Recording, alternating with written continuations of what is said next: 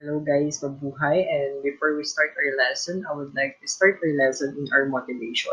So our motivation is French language. It is a basic French language. Okay. Hello and good morning is the same. It's bonjour, bonjour. Goodbye is au revoir, au revoir. Good night is bonne nuit, bonne nuit. Good evening is bonsoir, bonsoir. How are you in casual is comment ça va, comment ça va.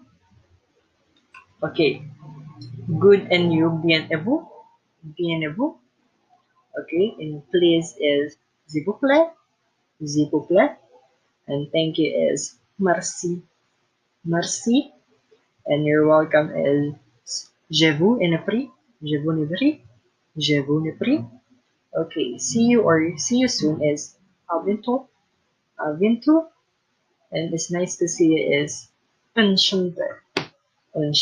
Lesson in local tour guiding services. Our topic for today is history of tour guiding, and by the way, my name is Mr. Alejandro Gabriel A. Santos, your tourism teacher. So, okay, our objective is to discuss the history of tour guiding and the history in the world and in the Philippines. Explore opportunities as a tour guiding services as a career. Okay, so the Asian Empire, the era of the Great Empire from 3000 BC to 500 AD, generate travel. The ancient Persians, Assyrians, and Egyptians travel in the organized manner.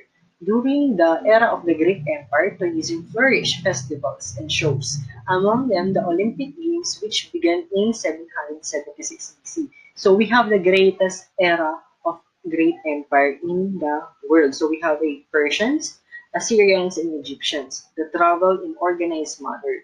During the Greek Empire daw is na-flourish na ang turismo. Kasama na ang festival, shows, at mas lalo na ang Olympic Games noong nagsimula siya noong 776 BC. Okay. Our first tour guiding or our first tour guide is Egyptian. Okay? It's Egyptian.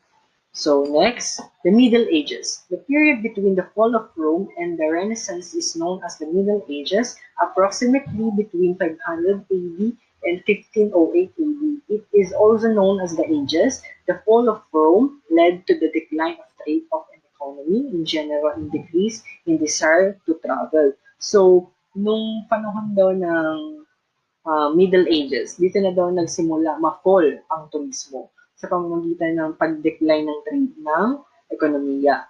Okay? Parang nawala na ng saysay ang turismo at pagtatravel ng bawat year in the Renaissance and the Grand Tour. Okay, it was during this period that young men of the upper class traveled from Britain on the Grand Tour in prescribed route from England to France, Germany, Austria, Switzerland to Italy, which was the destination. Okay, itong Grand Tour daw is the cruise ng mga Renaissance period o Renaissance area. Okay, ito yung mga ginagawa ng mga mayayamang klase ng tao noong unang panahon ng Renaissance. Okay, nanggagaling mula sila sa Britain patungong France, Germany, Austria, and Switzerland hanggang Italy.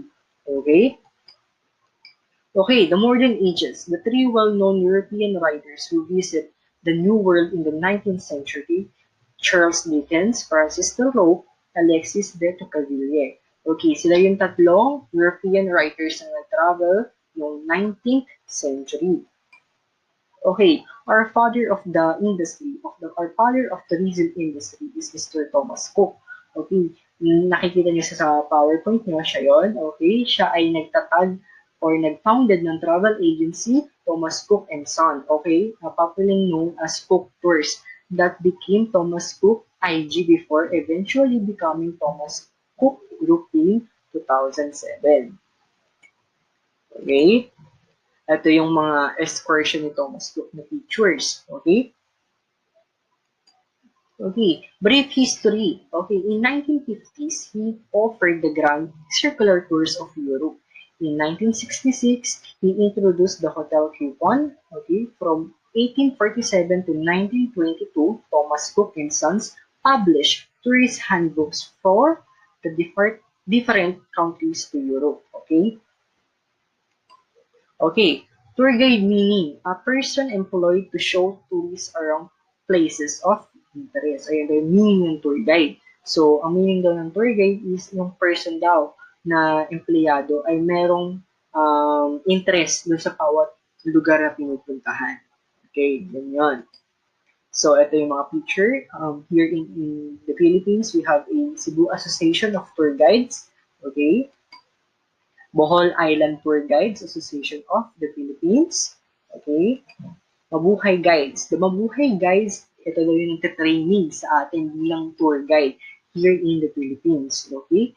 Nagpo-produce sila ng mga tour guide noong pang 2010. Okay. Okay, ayan sila, ang Mabuhay Guides ng turismo or tour guiding here in the Philippines. Okay, WFTGA or World Federation of Tourist Guide Association. Okay, ayan sila.